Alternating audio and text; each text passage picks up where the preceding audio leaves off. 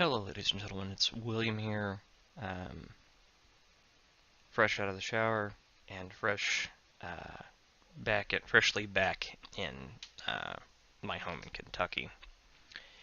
And I thought I was going to take a little bit of time to just sit around and talk about the one big glaring problem with teaching English overseas as a second language. And when I say that, a lot of people are going to assume that I'm going to say, oh, it's because you're lonely, but that's not really it. Because honestly, I didn't feel any more isolated from my family and friends than when I worked in Florida, for instance. Um, or that you're an outsider, but that's not the truth either, because there are upsides to being an outsider. Yeah, there are downsides too. And if you can't handle that, you're not going to do well on the job. But that's not the big issue. The big issue is that it's, and when I say this, people are going to think I mean something else until I explain myself, but that it's too easy. I don't mean it's an easy job. I don't mean that the work is picked out of it, anything like that. What I mean is that now that I've been back in the U.S. for almost 3 months, went on vacation in Europe before I came back from China.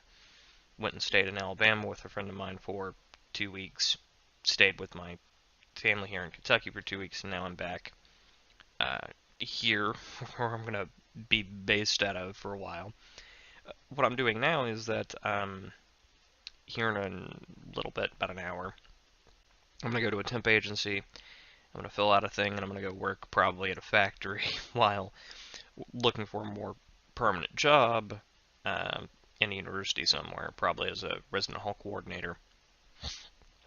Um, but I know that during certain parts of this process, because I've already done it on a few occasions, what I'm going to do is I'm going to be sitting around filling out an application or getting back from work or something, and I'm going to go, I could be teaching English right now.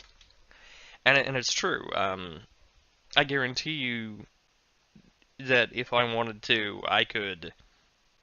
It's 9 a.m. in the morning here. I could, by the end of the day, have talked to 2 or 3 people who would right then and there be willing to give me a job offer for teaching English.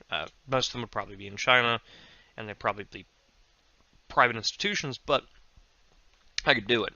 I could have a job teaching English by the end of the week. I could be on a plane leaving the country to teach English within 2 months, probably. And that's doing it all, uh, you know, legally correctly. Um, and that's not even like considering where I'd want to go, because that would be in China, or someplace like Laos, Cambodia, Vietnam, which I'd actually love to teach in at some point. Um, with a little bit of patience, I could land a job teaching English in pretty much any Asiatic country pretty quickly. Some European countries, some South American countries, and those are all places I'd like to go. So if there's any real detriment, real downside to teaching English for me, it's that it's too easy to find a job comparative to other jobs. Yeah, it doesn't pay real well, but you get to keep a lot of the money depending on where you're working.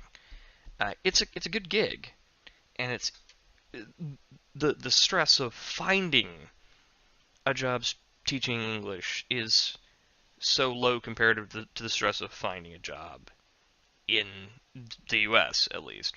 Um, so it's kind of like it dissuades me from trying to find a job normally, or it definitely disheartens me because of how difficult finding a job in the modern work environment has gotten.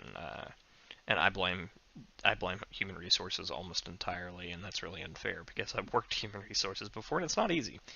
Um, it's more that companies are unwilling to uh, actually train anybody anymore. That's the actual problem. But yeah, so like I said, that's my biggest issue with teaching English as well. I mean, because I didn't start it as a career, and it's probably not my career right now. But taught English for a year in Japan, taught English for a year in China. I've taught everything from elementary school students up to university students. I'm pretty marketable at this point in ESL teaching. And yeah, there's a big draw for that when you get discouraged and you're like, I could run away to South Korea or Japan or China or Taiwan or pretty much anywhere I wanted at this point, except for maybe like Middle Eastern countries because they really want very specific things and they pay very well, so they can certainly get them. Um, and I probably will teach English again at some point. I will probably do it when I'm older. Um, because it's a good gig when you're older. It's also a good gig when you're younger. So yeah, good gig in general. Uh, thanks for listening. See you next time.